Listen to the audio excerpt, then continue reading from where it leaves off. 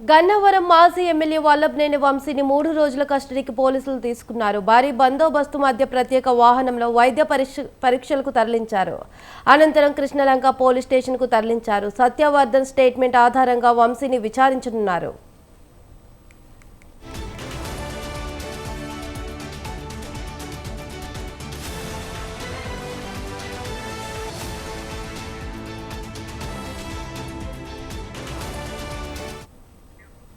మరోవైపు వంశీ రిమాండ్ను విజయవాడలోని SC ST ప్రత్యేక కోర్టు పొడిగించింది.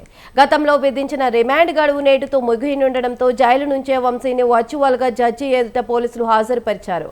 అనంతరం న్యాయమూర్తి మార్చి 11 వరకు రిమాండ్ను పొడిగిస్తూ ఉత్తర్వులు జారీ చేశారు. ఇదే విషయంపై మరింత సమాచారం సంతోష్ ఫోన్లో అందిస్తారు. చెప్పండి సంతోష్.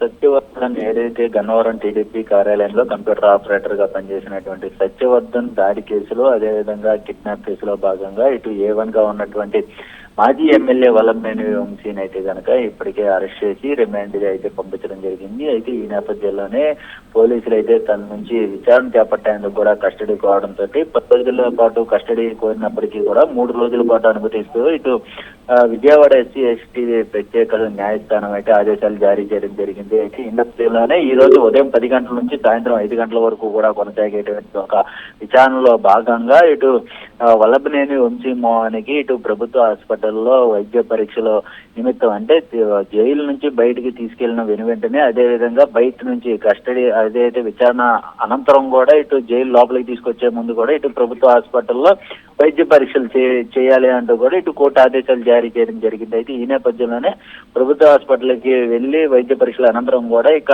వల్లభనేని వంశీతో పాటు మరొక 2 నిందితులను సైతం కూడా విచారణ చేపట్టడం కూడా జరుగుతూ ఉంది. ఏదైతే కృష్ణలంక పోలీస్ స్టేషన్ లోనే ఈ యొక్క విచారణ అనేది కూడా న్యాయవాదుల సమక్షంలోనే ఈ యొక్క విచారణ అనేది కొనసాగుతూ ఉంది. ప్రధానంగా చూసుకున్నట్లయితే కనుక కాల్ డేటా ఆధారంగా, అదేవిధంగా ఈ యొక్క సీసీ ఫుటేజ్ ఆధారంగా కూడా ఇటు టెక్నాలజీని ఎక్కువగా వినియోగించి ఈ కేసులో ముందుకు వెళ్లే అవకాశాలు కూడా కనబడుతున్నట్టు తెలుస్తా ఉంది. ఏదైతే గతంలో ఆ వల్లభనేని వంశీని అరెస్ట్ చేసినటువంటి నేపథ్యంలో ఇటు కృష్ణలంక పోలీస్ స్టేషన్ లో కొన్ని ప్రశ్నలు అనేది కూడా సంధించడం జరుగుతూ ఉంది. అయితే తనకి ఏం తెలియదు, గుర్తేది అనేటువంటి సమాధానాలు ఇవ్వడంతో పాటు ఈ రోజు 3 రోజుల పాటు జరిగినటువంటి విచారణలో భాగంగా ఎటువంటి సమాధానాలు చెప్తారన్న దానిపై అయితే కనుక ఉత్కంఠ కొనసాగుతుందని తెలుస్తూ ఉంది. మరోవైపు ఈ రోజుతోటి రిమాండ్ అనేది కూడా ముగియడంతో వర్చువల్ గా అయితే న్యాయస్థానంలో ఇటు హాజరుపరచడం జరిగింది. అయితే మార్చి 11వ తేదీ వరకు కూడా ఈ యొక్క రిమాండ్ అనేది కొనసాగించడం జరుగుతూ ఉంది. మరోవైపు ఇటు వల్లభనేని వంశీ మోహన్ కోర్టులో అయితే కనుక బెయిల్ పిటిషన్ అనేది వేయడం జరిగింది. అయితే ఈ బెయిల్ పిటిషన్ లో భాగంగా ఇటు పోలీసులు అయితే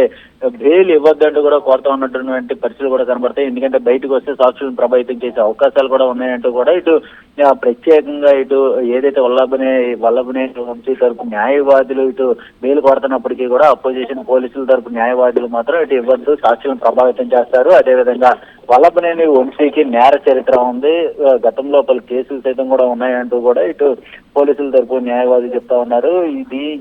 ఈ నేపథ్యంలోనే 3 రోజుల పాటు జరిగేటువంటి విచారణలో భాగంగా పలు కీలకమైనటువంటి అంశాలను రాబట్టే అవకాశాలు కూడా కనబడుతున్నట్టు తెలుస్తా ఉంది.